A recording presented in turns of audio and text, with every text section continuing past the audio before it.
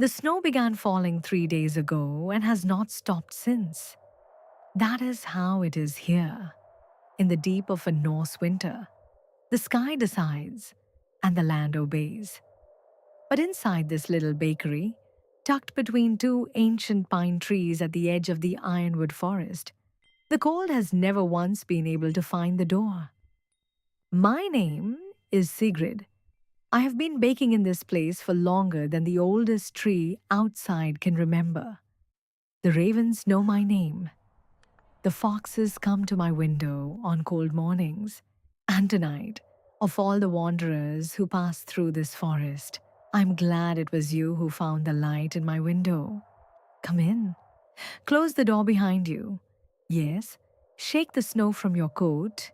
Here, hang it by the fire. There, better already, isn't it?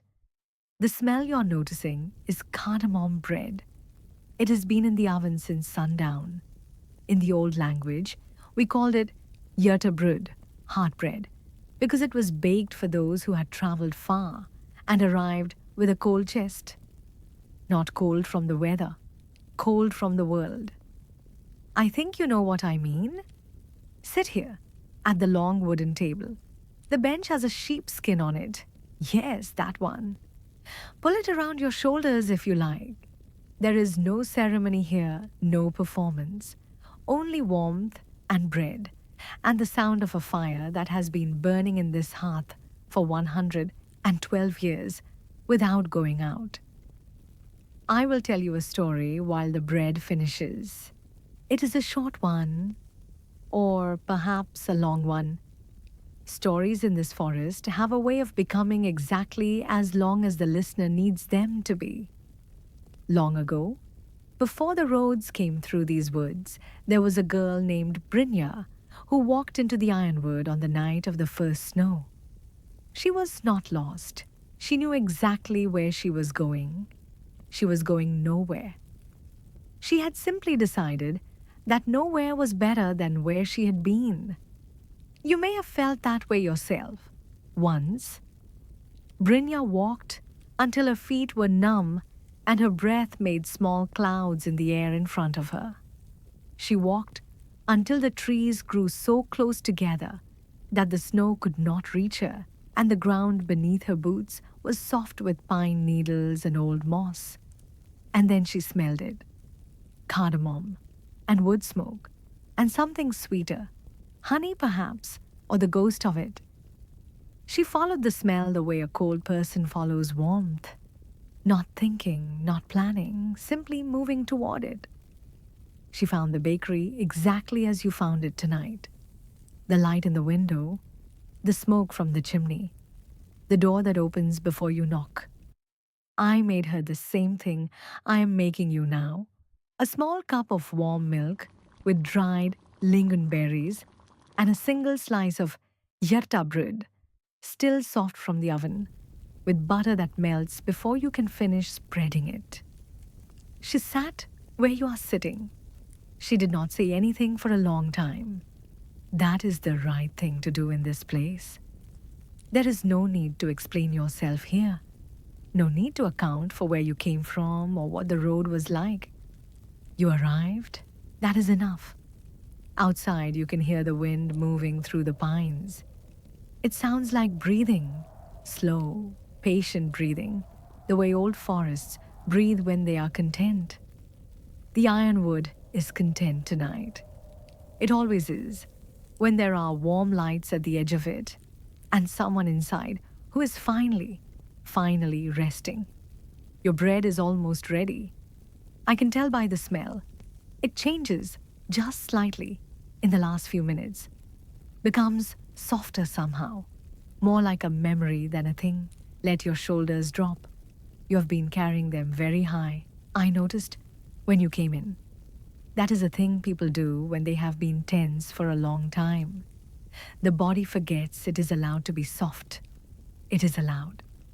You are allowed. The fire is low and steady. The snow outside is muffling every sound except the ones inside this room. The crackle of wood, the small settling of the oven, my voice, and your breathing. Listen to your breathing for a moment. In, slow, and out, slower still. There is nowhere you are supposed to be right now. Nothing you have forgotten to do. The night is long and the bakery is warm and Brynja's story is not finished yet. Rest a little more and I will continue. The bread is ready. I'm taking it from the oven now. Listen, that is the sound of the iron door, and that warmth you feel moving through the room is real. It travels. Bread warmth always does. Here, a slice for you. Don't rush it. Now, where was Brynja? She sat at this table for a very long time that first night. Long enough that the candles burned low. Long enough that the fire settled into embers, and I built it back up again without waking her. Because at some point between the first slice of bread and the second cup of warm milk, she had leaned her head onto her arms and fallen into the deepest sleep she had found in months. I let her sleep until morning. In the Norse tradition, there is a word, heimsekja. It means to visit a place, but its older meaning is closer to this, to be sought by home. As if home is not a place you go to, but a thing that finds you when you are ready. I believe Brynja was found that night. I believe you are being found tonight too. The ironwood outside has seen 10,000 winters. It has watched people come and go through this forest. Warriors, wanderers, children, old ones, people who were certain of everything and people who were certain of nothing. Every one of them passed these trees, and the trees remember all of them equally. Not the strong ones more than the quiet ones, not the brave ones more than the frightened ones. All of them, equally, with the same patience. That patience is here in this room tonight. You do not have to be remarkable to deserve rest. You do not have to have done enough, or been enough, or carried enough. The winter does not ask the snow to justify itself before it falls. You are here. That is the whole of it. Brynja came back to the bakery every winter after that first night. Sometimes she brought people with her, friends who looked the way she had looked on that first night, that hollow look behind the eyes that means the road has been very long. I always had enough bread. I always had enough fire. I always will. The runes carved above my door.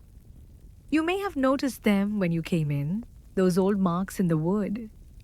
They say something that does not translate perfectly into any language younger than the forest.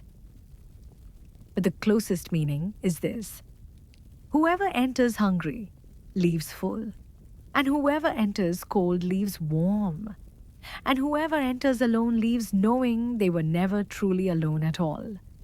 That is the only magic in this place. It is not a small magic. Your eyes are growing heavy now. I can hear it in the way you are breathing. Slower, longer, the breath of someone whose body has finally decided to trust the room it is in. Trust it a little more. The fire will burn all night. The snow will continue to fall softly, covering the forest floor, covering the footprints you made on the path to this door. By morning, there will be no trace of the road you walked to get here. Only the clean white quiet of a forest after a long snowfall. You will sleep and I will bake, and the ravens will come to the window at dawn the way they always do, and nothing will be asked of you until you are truly, completely ready. Brynja is sleeping in the back room, in the little bed with the wool blanket and the pillows stuffed with dried lavender and pine needles. She has been there every winter for as long as I can remember. There is room for you too. Not literally, though the offer stands, always, but in the way that matters more.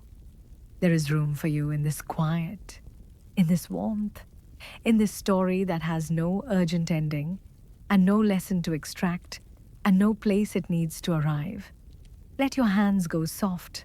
Let your jaw unclench. Let the last held breath. That one. Yes, right there. Let it go. The ironwood breathes. The fire breathes. You breathe. Slow, slow, slower. Sleep now, wanderer. The bakery will be here when you wake.